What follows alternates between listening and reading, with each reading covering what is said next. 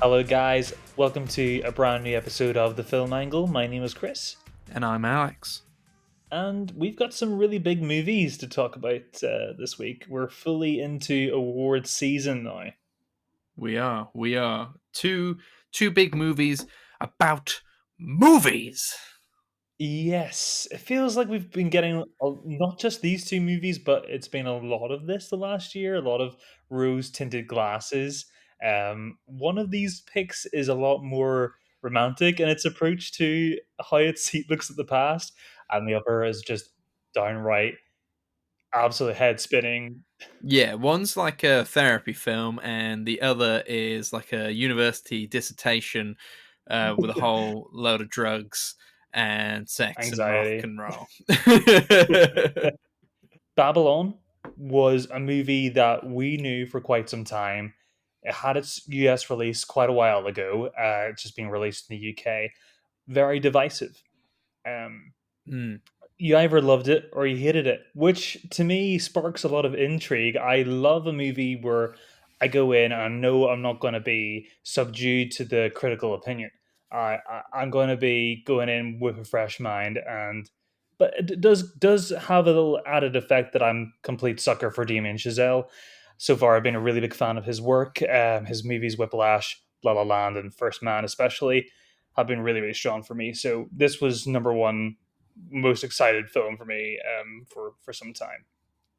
it's like the second one of Damien Chazelle's films, which kind of you went, is this gonna be any good? Like, First Man was just the Neil Armstrong biopic until you actually saw it, and then you were like, oh, there's so much going on, and this is so Yes, good.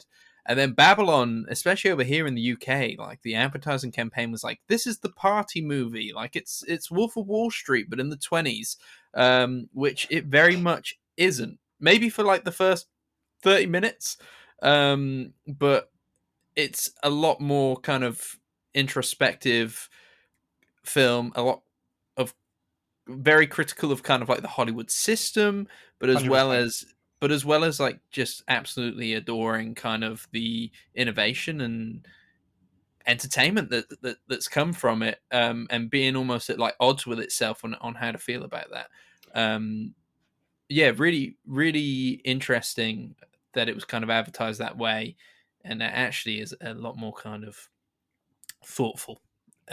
Yes, it has its crazy moments. Like there's a lot of entertaining, high stakes, crazy emotion going on, Hmm. crazy editing, and insane kind of sequences which you haven't really seen in terms of like what you're watching people do, Yeah. but people eating rats and shit and peeing on people and elephants taking shits on people. Yeah, lots of interesting stuff going on. Yeah, I can see why they didn't market it the way the movie actually is, because the movie is a love letter to cinema. And is that something that the general populace really wants to see? If they really knew what was on this movie's mind, I don't know if they'd be coming out in their droves as much. They really do want that fully, screamy Wolf of Wall Street, nail biting experience, which this actually kind of is. It manages to be a crazy sort of rip roaring ride at the same time as being something that has substance, and that's a really marvelous feat to achieve, considering that the movie's 3 hours 10 minutes long. You're 20 minutes into the movie, and it is wall to wall, action shots of dancing and debauchery and quick takes and extravagant camera movements. Yet it never gets exhausting. You're swept up for the whole ride, and the movie feels like a 2 hour movie. It's pretty big achievement. Yeah, it's the exact same length as Avatar: The Way of Water. And as if you listen to our Avatar review episode, I think we both spoke about how exhausted we were, in Mhm. pain. Uh, I did not feel the same way. Maybe it has something to do with such a big, loud screen that we saw Avatar on. With the 3D, and Mm. obviously, I don't know about you, but I didn't see Babylon in IMAX. But yeah, no, it sped along, and I was enjoying every second. I wasn't waiting for it to end or anything. I think when you're seeing something like Avatar, all due respect, it's visually a very important movie and something that, I will definitely be supporting in the Oscars for visual effects because it can't be beaten in that regard. But in terms of machinations of the storyline and the way that movie functions, you're very, very aware of where you always are in that movie. You know you're in this part of the film that an X amount of things need to happen before you get to the end. So you're constantly aware of the passage of time. Babylon has exists in its own time. You do not know what's going to come around the corner next. It has a non-traditional structure to it completely. It feels like you're actually watching a pretty a pretty robust director's take instead of a theatrical release, um, which is quite interesting. I Yeah, wonder what the director's cut will be like eventually if that ever comes out. That'll be like a 4 hour epic. But yeah, it's got a lot of things to say on its mind. Um, I'm not saying the movie's perfect. It has definitely its stronger moments and some moments that are a bit more throwaway. But whenever it really sticks a landing, it kind of resonates with you. And there are some certain motifs and scenes that I just couldn't shake for, the last sort of week or so. It's really stuck with me. yeah, yeah, definitely. I think there's a lot of kind of, especially from Brad Pitt's character, kind of that look at like what happens when you get to the end of the line, what happens when you're not interesting anymore, essentially, when you're Yeah. not the hottest thing in Hollywood, and how Hollywood just spits you out.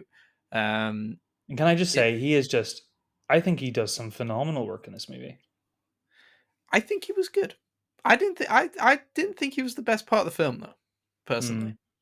But I I just mean, think, maybe I'm a hypocrite because I think like Brad Pitt. When I watched this, I was just like, oh, he's just doing his Brad Pitt shtick. yeah. And you could definitely say the same about Margot Robbie because she's doing the crazy Jersey stuff Yes. that she's been doing for a little while now. But I thought Margot Robbie was the between Margot Robbie and is it Diego Calva, Yes.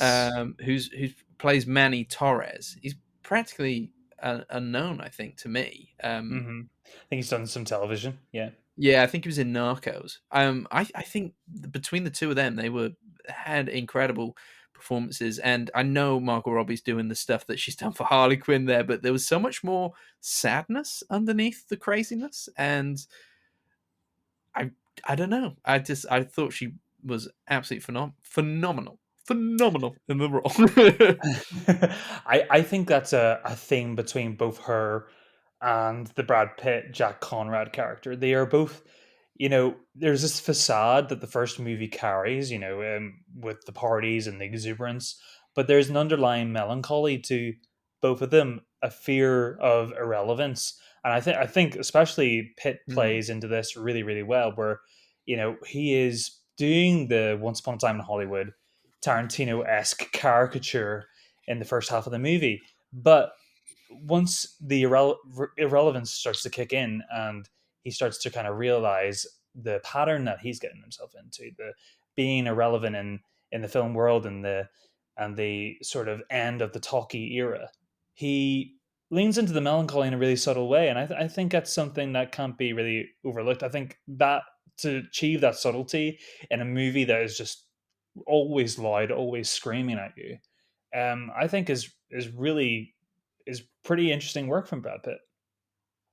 yeah, I think maybe you're right. Maybe actually he is doing a very similar thing to Margot Robbie here, where he's doing the kind of performance you've seen Brad Pitt do before, but with a lot more sadness. There's a lot more going on underneath the Mhm. facade. Yeah, maybe I was harsh just to say he was good. He's very good. He's very good in this. But I just thought the whole film was great. There's just so much going on. It's weird how it kind of is multiple different films in one, like the party movie, Yeah, the Hollywood movie, the kind of potential biopic nature of it to what's the film, Singing in the Rain, as well as like a leans heavy on that thesis, movie. yeah, as well as Yeah, like a thesis as to like the technology of Hollywood and innovation and the beauty of cinema. It's like this very strange film that shouldn't work, but really does, and then even dips into kind of Mulholland Drive Lynch territory with Yes. when Tobey Maguire's gangster character turns up, which I must say his character got a laugh in my cinema just for appearing. As soon as he turned up, everybody's just kind of chuckled to themselves. Of course, Um, of course.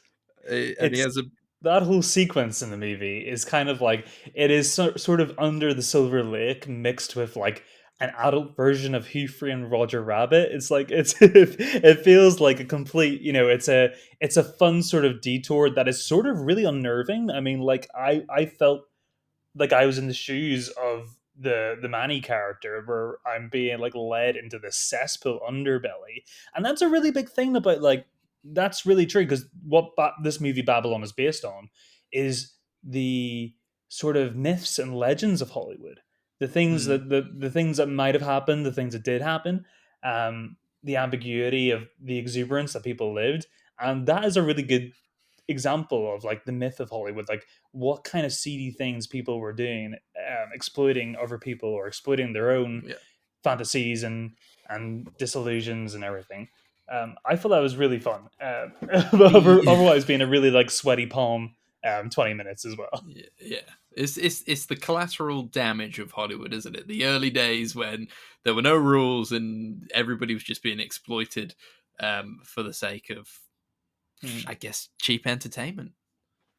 But does this movie like? Do you feel like you could have your real hand on what the plot is of this movie? I mean, it really just focuses on these three characters. They're sort of in tandem. They are in each other's general awareness in areas. Some of them have, especially the Margot Robbie character and the Diego Calva character are very much interlinked in their plots. They are, Yeah, they get their like dreams come true storyline, mhm, whereas Brad Pitt's very much at the end of his dreams come true, and now I'm waking up. exactly. And it's funny that it leans so heavily on Singing in the Rain because that's Singing in the Rain is one of my favorite films of all time, and it really is one of those movies that really got me into the Technicolor sort of era of movie musical and made me fall in love with it. I've just like Damien Chazelle obviously is obsessed with the movie here, and it's so interesting the Pitt character, the way he transitions into the talkies by not transitioning. It was a really sad era in Hollywood because the people of his stature, those people who were the A-list actors back in the 20s, they really struggled. I mean, a lot of them had to auction their mansions, all their belongings, and then sort of became nobodies afterwards. It was a real sort of 6, 7, 8 year period of real just like celebration and exuberance, only to being thrown away like yesterday's newspaper. And it's really sad to witness that. I think the scene that really stands out is when him and Jean Smart, or she's like the newspaper journalist who kind of is involved throughout this movie. She's always in the background. We always see her. She's kind of like a background character, and she writes this really like bad piece on him. Really, she writes that, oh, has Jack Conrad still got her, or is he out of the picture now? And he confronts her in her office, and she kind of just breaks down his whole character arc. Really, she just saying, "Well, you know, your time is over, but you'll be dancing with the ghosts and the angels of the past." And I thought it was Mm. really that was a really beautiful way of putting it. Really, that it's nothing you can do right now. Your time is over. It's not that you're bad. It's not that your voice doesn't transition onto the talkie screen. It's just that this is the end of the era and your ticket's over, buddy. And that's a really sad thing. And it's horrible that you should feel sad for people who've lived such extravagant lives and have such privilege, but it taps into the whole romanticism of Hollywood. We really do root for these characters. Yeah, yeah. I think it's quite a powerful monologue delivered by Gene Smart there. One that kind of could really go down the corny route. Um, but I think she delivered it in such a way that it's quite a moving piece, and even just made me like I don't know if you get this when you watch old films, but there is an element of like everybody I'm watching here is dead. Yes, And I think to yes. describe it as like dancing with ghosts, I thought that was a really kind of Yeah. interesting way to put it. I guess the film is about legacy in some ways as well. At the end of the day. Well, she's also providing him a bit of comfort too. She's like, well, maybe in 5 years' time, you might not be relevant anymore. But it comes around. Cinema is such an important thing. And she's basically predicting what the reality we're living in now. People will be Mm. watching your movies 100 years from now, and you'll be resurrected and you'll be like a god, a privilege that most other people on this planet don't have. You will always be revered and well regarded and celebrated for having a moment, and in a way that you should be grateful for that. I think that was quite profound and something that I haven't seen really articulated in a film before. Um, so yeah, I really enjoyed that part of the movie.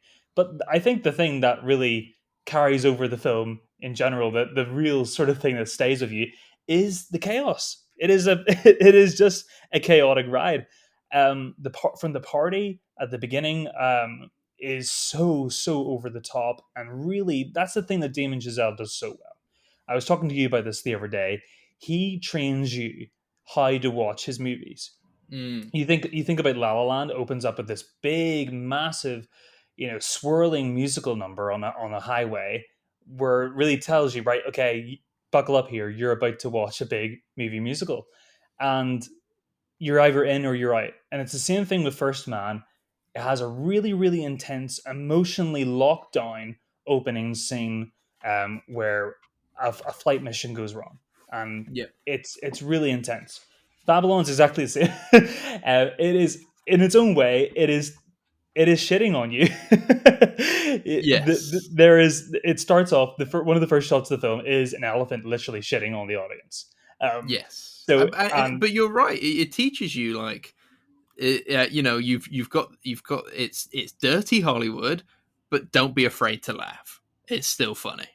Exactly, exactly, and provocation is, I always think, is a really necessary thing in film. I think I like to be provoked. I like to be. Not that this film provoked me. I've seen a lot worse than this, but it excites me that general audiences, will get the chance to be confronted with uh, an aspect of Hollywood that they're not necessarily used to seeing, and seeing how audiences respond to that. I've been really enjoying reading general reviews online, which really range from the 1 out of 10 disgusting to the Yeah. 10 out of 10 I fell in love with this thing. Well, I Um, think maybe it's the ending which maybe blurs the lines of like was all the death and the debauchery, was it worth it for film? And I think the end kind of says yes. Um, yeah. and maybe that's kind of blurred, but maybe I don't know if I saw it that way. I almost saw it as like, look how great cinema is, but we do need to acknowledge how we got here potentially.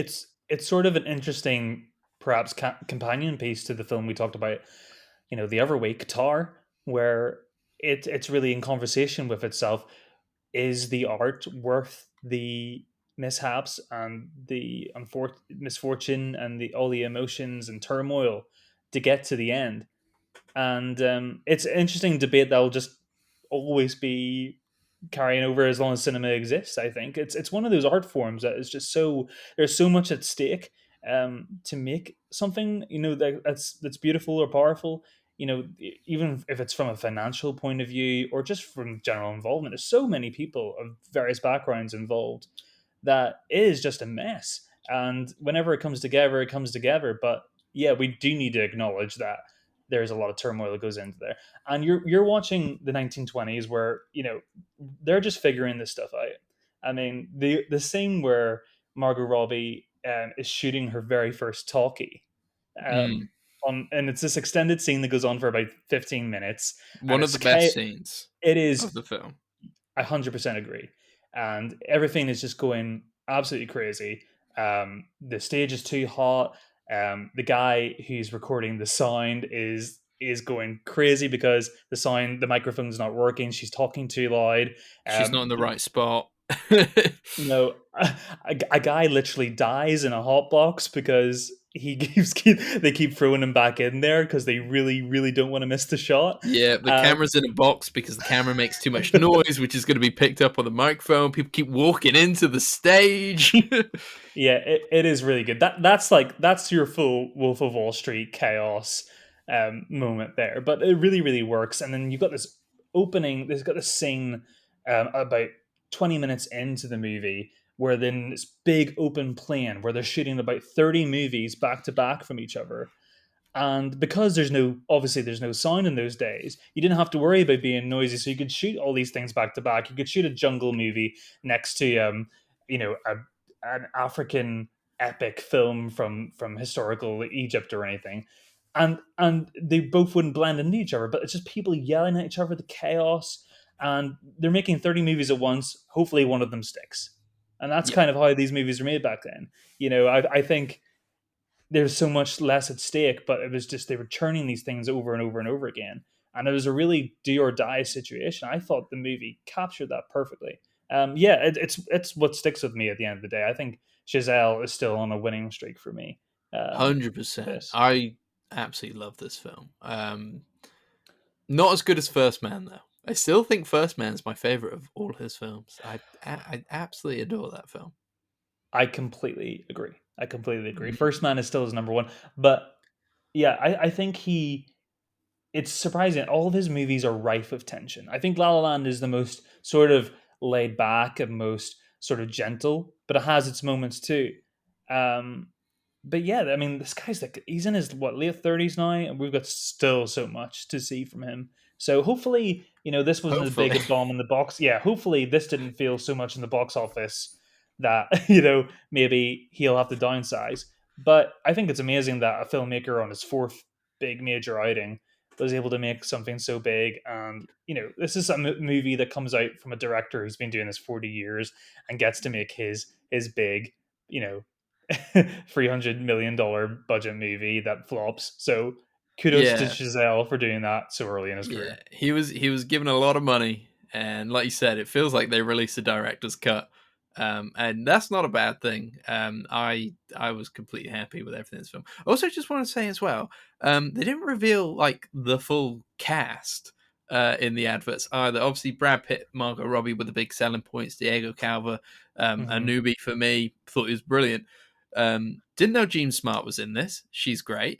But another Yes. person who I thought was brilliant in this, Flea from the Red Hot Chili Oh yeah. Peppers. Now we've seen Flea in things before, usually very minor stuff. Um, I thought he was really good. I didn't even recognize him as Flea. It wasn't until like one of his later scenes where I was like, "That's Flea from the Red Hot Chili Peppers." Like he was really good in this. Yeah, he kind of plays the bouncer kind of security guy, heavy man, doesn't he? Yeah, Yeah, he's pretty good too. Yeah, it was some surprising. Like it is unconventional casting in this. They put like Olivia Wilde at like 10th bill in this movie, and she's like in it for a blink of a second. yeah. And that was another person who was just like, "Is that Olivia Wilde? Oh my god!" No, Uh, it's clearly Damien Chazelle's. Well, I'm gonna have to just blow it all here, and they've given me the money. They're not gonna say no. no. It's now or never. I doubt he'll get a budget like this again. But thank God he did it for Babylon. Yeah, definitely catch Babylon. It is and on the biggest screen possible. I think this would be a disservice to watch this at home. You probably find yourself flicking on your phone. You need to be wrapped up in the chaos of this thing. So please go out and watch. This movie needs support. I know because I think he's hemorrhaging money on this thing, but it is a really big ride of a movie. So please check it out and let us know what you think.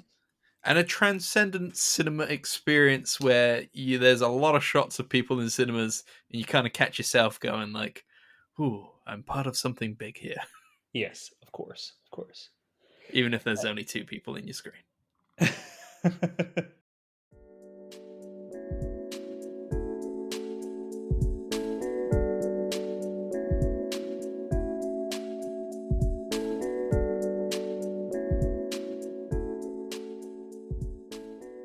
Another big movie we caught up with was The Fabelmans, which it's the second movie in like the last 2 months we've got to see together, which is something that really rarely happens. But It's been great. I like to see movies with you, Alex, as much as possible.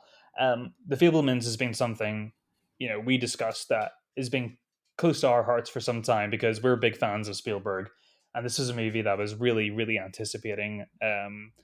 Really curious just to see if he leaned into the sentimentality of his childhood or whether there was a bit more of an honest discussion happening, a little bit more of a self-critical eye happening. Mm. I think we got a bit of both from this movie. Yes, yeah, I know when I came out, I said it's still very sentimental, Spielberg, but I wonder if maybe sentimental isn't the right word for the film. I wonder if it's this is Spielberg's nostalgia, really, and it's Hmm. not a nostalgia that everybody can relate to specifically. But I think you and I, as big film lovers, kind of really dug this. Obviously, different era, different films, different childhood, but there's a lot going on here that just kind of like just made you just I don't know. It was very Spielberg, It's but at the same time, it was probably more honest, mm, an honest Spielberg than we've seen before. yeah.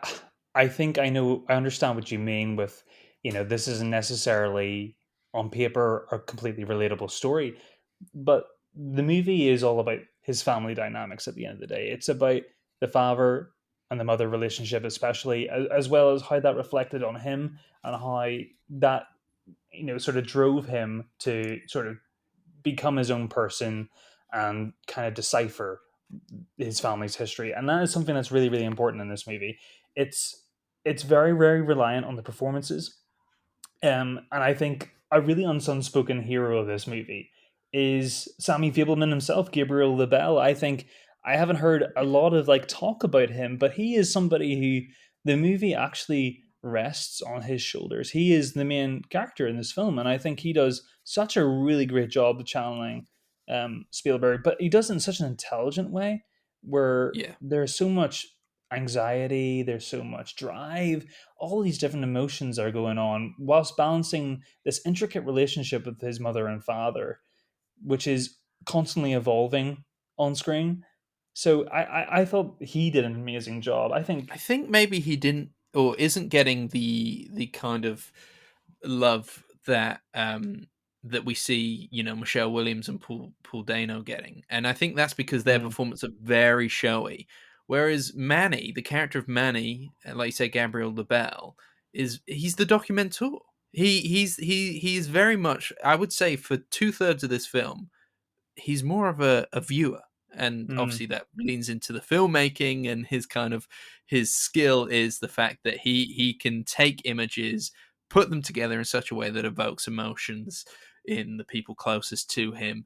And it's not until maybe the third act where he actually gets a bit more to play with, and he's very much just a kind of fly on the wall, I would say, a very visible fly on the wall, mm. but a fly on the wall nonetheless. I think it's really crucial that he is an observer the first 2/3 of the movie because that really Yeah. informs who the character is on the final third, and he really becomes himself and starts to really gain a voice. But the whole movie, just again evoking Tar again, is about control. Um, the movie opens up with him going to the cinema for the very first time with his mother and father, and it's like the 1940s, and they're going to see the is it the 40s or the 50s the movie starts? I think it's the 40s, but they're going to see the greatest show on earth, which is the big car scene, train wreck scene, which is Yeah. something that is quite interesting. That it's like it's not something that Sammy is fully like absolutely wowed by. He is actually both kind of traumatized by it and curious by it. So the way he sort of his mother Mitzi, who's very artistic, the movie kind of early on sort of tells us that his mother is the artistic one and his father's very science orientated. They're both kind of polar opposites, but they kind of complement each other in a weird way.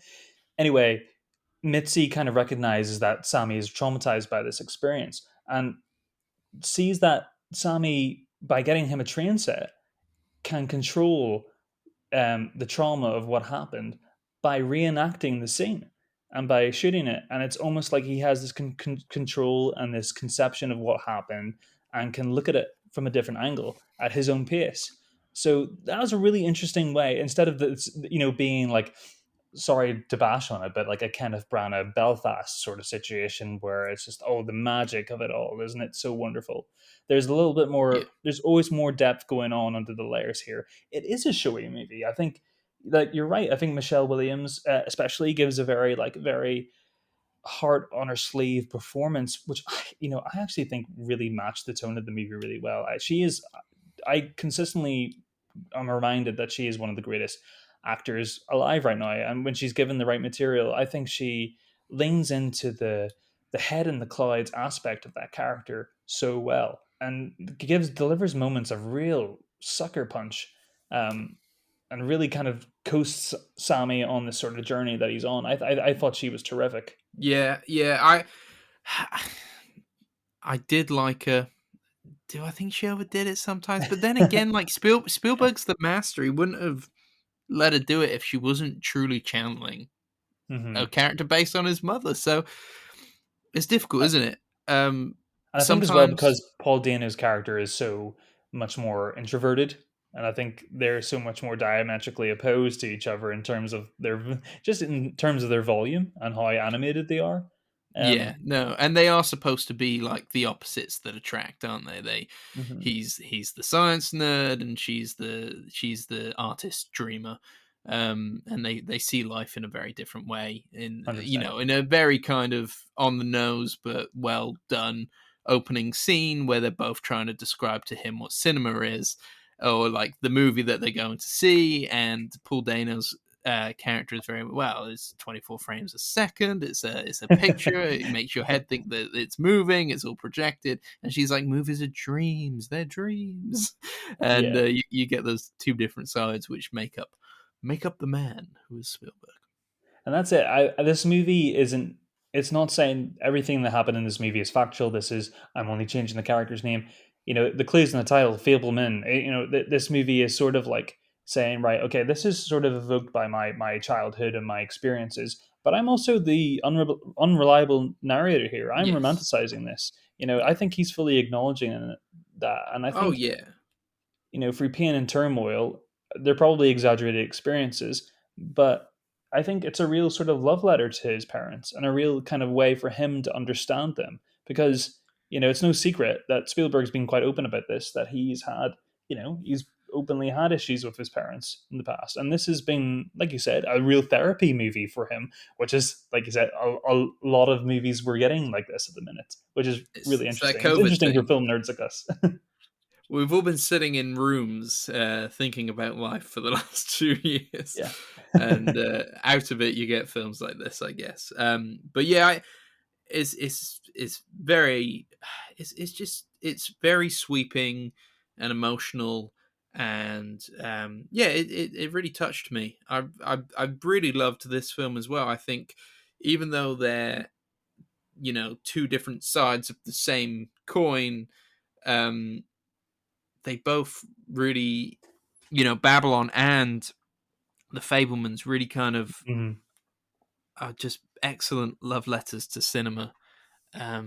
Whilst acknowledging, with Babylon, it was acknowledging the kind of, the collateral damage and the turmoil and some of the dirty stuff, and with the Fablemans, it's like, you have to have your heart ripped out to make these stories sometimes, Yeah. and there's an emotional core to every filmmaker. Watching the movie, I think multiple times I was trying to hold back the tears because it just Spielberg is just the master of manipulation. I think that's the whole thing that he is confessing, wearing his heart on his sleeve in this movie. He's saying that is my hang up, and I manipulate people best through the medium of film. This Yeah, the scene where really stood out for me is obviously Sammy when he joins a new high school. Whenever the family moves again to California, he's really struggling to fit in there. He is used to a completely different environment. This is much more of your typical, it's 1950s where we're seeing the conception of the jock spirit, the jock clique, and Sammy is getting bullied pretty badly, and he finds a way to tap in his control where he can't be physical towards those bullies, he manages to do it through film. And there's this incredible scene during the prom where he is confronted by the guy who's been bullying him this whole time, um, because of a video that they shot about the summer, and he shoots the bully in a way that is very actually complimentary towards him, which absolutely baffles him. He confronts him and says, "Why the hell did you make me look so good? I've been horrible to you this whole year, and you made me look like I'm some sort of golden god." Mm. And Sammy lays it on the table, says, "You're an ass. You're an asshole. I made you look good because I'm skillful." And Yeah, but he also doesn't know why he's done it. He's like, I've done it. I know how mm, to, but like, is it because I want you to like me, or is it because I can? And it's a really interesting kind of it's a really interesting kind of look into the mind of Spielberg. Um, yeah, and I think the film is very much because it's his young years to teenage. Um, he can put these things together, but he doesn't always fully understand it yet. And I think obviously the final kind of scene is a move towards that direction of like, you know how to put these things together, but you need to understand them as well.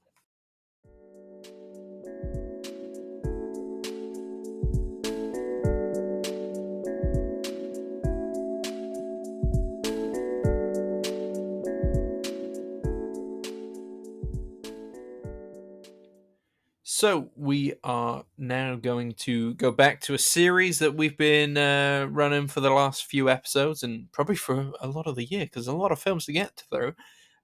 We are going through our blind spots of the BFI Sight and Sound Greatest Films of All Time list that was released at the end of last year. We are.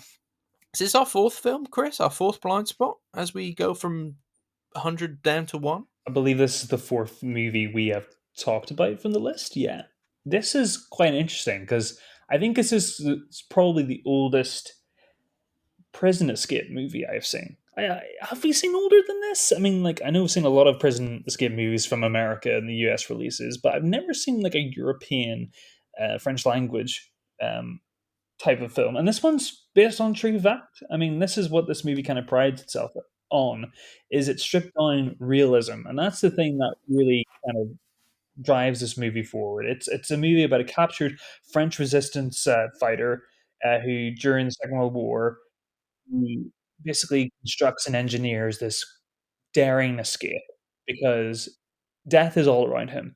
He is witnessing other POWs inside this prison being picked off one by one. His neighbors, his guys across the hallway, who admittedly doesn't really talk to, but there's an air of death. People are disappearing left, right, and center, and he knows he's pretty high.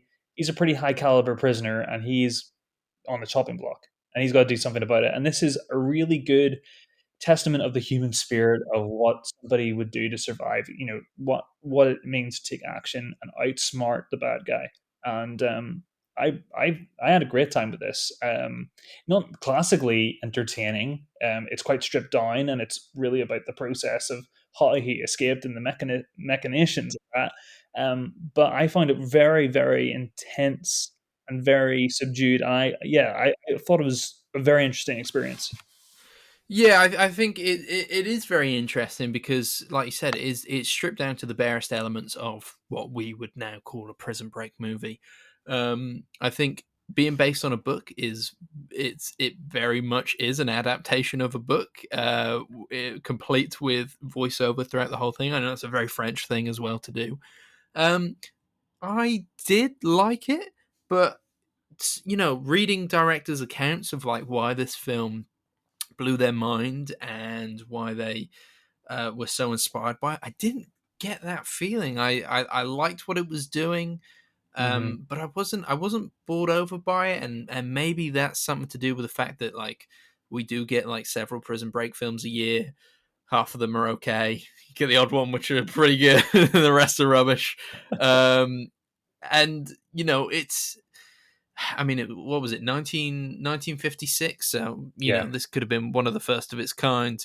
It might have been at the time setting a barrier of like, this is what a good prison escape movie is. maybe with my jaded eyes, I was just like, yeah, I've seen this before. And it's difficult to like rewind sometimes and think like, what was this like to audiences at the first time of seeing it? Love the simplicity, love the Frenchness. It's something about watching old French black and white films. It's so comforting. I don't know why. It's a beautiful language, I guess. And just It is a beautiful language. I love the simplicity, but I wasn't grabbed. I wasn't truly grabbed by it. Mm. Thought it was good, but not my favorite out of the blind spot films that we've watched so far. Yeah, I think we are so attuned to being used to the Hollywood style of prison escape movies. We think about things like like Shawshank Redemption as sort of like a benchmark for the melodrama of the prison escape movie. But it's very interesting to devolve here and look at something that is way more focused on the details. The actual sort of, we're seeing him chip away at the door with homemade tools and seeing the sort of analog nature, the step by step, you know, no thrills sort of nature of how he manages to construct this. And it's quite inspiring and interesting to see at the same time. I think it's very focused on characters. The claustrophobia of this prison. When I think about this movie now, I just think about a box, and I think this movie is very boxy in the way that it's shot. Everything's very tight and claustrophobic. The sets and designs are very sparse. There's no sort of interesting visual to look at, which is right for a prison movie. You want to get into the headspace of a character who is, people around him are just dealing with isolation. Their human sort of willingness is being tested, and some of them deal with it in interesting ways. Some of the characters he meets along the way, their humanity is being tested on a constant basis, and how he relates to them. It's very, very interesting. Using like Mozart music, I thought was really cool. Way of like heightening the emotion, taking away that clinical sort of need. Because the character is spending a lot of time by himself, he isn't really talking unless it's as you say, it is narrated by him, but there's no one really for him to bounce off of. So having this really intense Mozart music in the background is kind of compensating for the emotion that he can't really show on screen. That's all Yeah. sort of internal and bubbling. Um, yeah, I think the movie doesn't really ask a lot of you, even though it's quite educational in its presentation. It's it's quite entertaining. It's a lean 90 minutes and has a Mhm. climax towards the end of the movie that is again stripped down. They could have like leaned into making that a bit more sensational, but it does such a clever thing by just removing the music, making it all about the sounds. About there's only one or two guards standing outside, and we know that this is the guy's, you know, final obstacle, but it's no less intense. You're still Yeah. thinking like, when's the gunshot going to come? When is he going to get shot in the back? And we as an audience are going to be left devastated by watching this man's 90 minutes of trying to outsmart the Nazis, only to be turned down. But it becomes a real sort of like triumphant yet melancholy and Mhm. Still open-ended thing, because we know this is, I don't know what year this is set in the Second World War. Is it specific? But we still know that there's still years of this to go along, and there's many more people in his situation that are never going to escape. um, but Yeah, it's triumph of the human condition. yeah, it's a testament to human will, and yeah, it's one of those films. It's so simple that it literally does what it says on the poster. A man did escape, yeah. A man escaped. Yeah. 9 minutes. Yeah. Good times. Well, not really good times, I guess, actually. I lie. Very, very insensitive, Alex. Come on. Yeah. Pretty bad times. But we do what we can.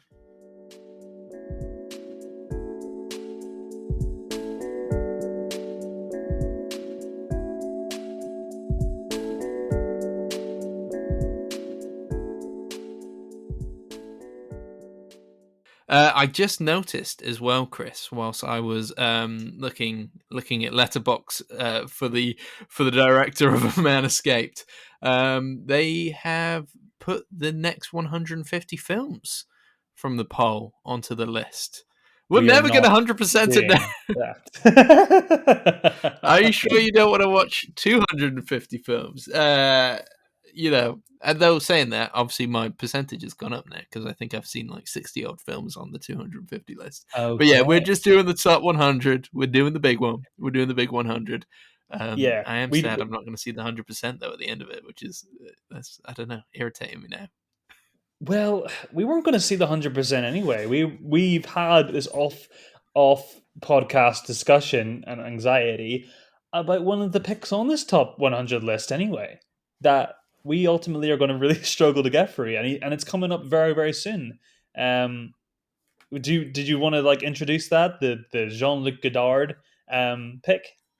Yeah, histories do cinema. I have a little surprise for you on this podcast, Chris. Oh, is this like right? My birthday's not till November, you know. I did, but it's not for your birthday. Okay.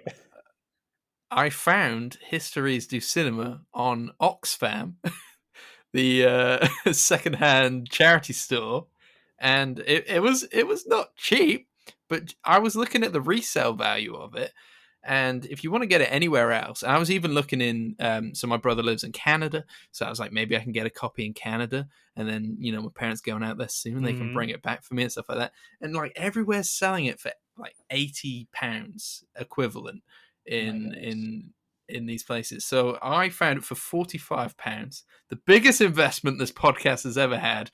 And I bought it, Chris, and it's You coming. bought All it? right, we are going to watch Histories Do Cinema. Once I've checked it out, I'll send it over to you. You can check it out, and then depending on how enamored we are by it, I bought it. Yeah, we'll resell it and we'll get our money back. I'm sure because it's quite a commodity. Wow, that's wow. It's a DVD. It's secondhand. You say £50 this cost you? I £45, and that's including delivery. Oh, you're brave to confess that one. Well, um, like I said, the resale value alone, we might even be able to make money. You know, okay. I'm this sure. I'm this could sure. provide a profit. This could be the film angle's first profit. You could be like as featured on the film angle, the version that Alex and Chris watched. Okay, but that's fine. But we'll have to talk about it later on in the series, though. We won't have be able to Yeah, talk I about it don't. in order, and it's not even technically a movie, right? No, it's like 7 episodes of. It shouldn't Well, be I on the guess it was. list. It's like a. Yeah, I don't understand. I It's a had a quick look TV at the next show. list, and they got they've got Twin Peaks on there, which doesn't make any sense to me either. That's a TV show. How can that be on the greatest films of all time? Well, not Fire Walk But with Me, the TV show itself. yeah, yeah, They're they're cutting corners. they're taking the piss. This is the thing. Letterbox in the last couple of years, they started adding TV shows to like, and people are like, "Oh, I've logged The Mandalorian." I'm like, "That's not. This is not what this platform is for." Yeah, no, I completely agree. I completely agree. However, Histories du Cinema by Jean-Luc Godard is on the list and it's on the top 100. Okay, that one's probably not going to be in order because we're probably going to have to watch that, an episode every now and then I'm going to have to send it over to you, Chris, and you watch an episode every now and then until we finish it. So that might be further down the line. But we are going to watch Histories du Cinema. Don't say I'm not invested in the film angle, man. I put my money into the podcast. You know what? I don't think it's really out of your interest to see this collection. I think it's all resting on you wanting to see the 100% completion tab at the end of this list. You just Which I'm spent not even going to get £45 to see a anymore. stat. Which I'm not even going to get because they've added another 150 films to the list. Oh, so what you're saying? This list is now expanded to 250, Mm-hmm. and Mm-hmm. the what? But there's not just a separate list for the 100. Still, that we can just like work off that. Does that make sense? Uh, well, not the list that shows up on the all-time letterbox stats. Oh We might have man. we might have to talk to somebody about that. Someone's trying to sabotage us. Yeah. Well, we'll definitely do the top 100 anyway. We're definitely sticking to our Yes. guns there. We haven't got. Including Histories do Cinema. Yeah, yeah. We're we're not doing 3 years of this of this segment, so I think a year will be enough, which is probably realistically how long this is going to take us. But no, I'm really enjoying this so far. Anyway, I think it's a really good venture. It really just keeps us really watching more diverse things all the time, forcing us not just to watch the current releases. So I'm all up for it. I mean, yeah, Histoire de Cinema, bring it our way. Let's do it. Let's do it. Well, join us next time. I think our next films are Yi Yi and Ugetsu. I'm not sure if that's how it's pronounced. You've seen them both, Chris. I am in the process of watching Yi Yi. It's a very long film. I've not had a lot of time. But we will definitely be talking about those films on the next episode of the podcast. Go follow us on Instagram, guys. We might have a TikTok by the time this episode's live. No dancing. Join us there. We're not doing any dancing though, right? We might be doing dancing. Okay, just stay tuned for me and Alex doing the floss very, very soon. Oh man, the floss! Come on, what is this? That's like 2015. We'll be doing the Megan dance. That's what we'll be doing. Yes, exactly. Come join us there if we've got one live. But for now, listen to us on all podcast platforms and get your friends to join in. Absolutely. This has been the Film Angle for this week. I'm Chris. And I'm Alex. Bye.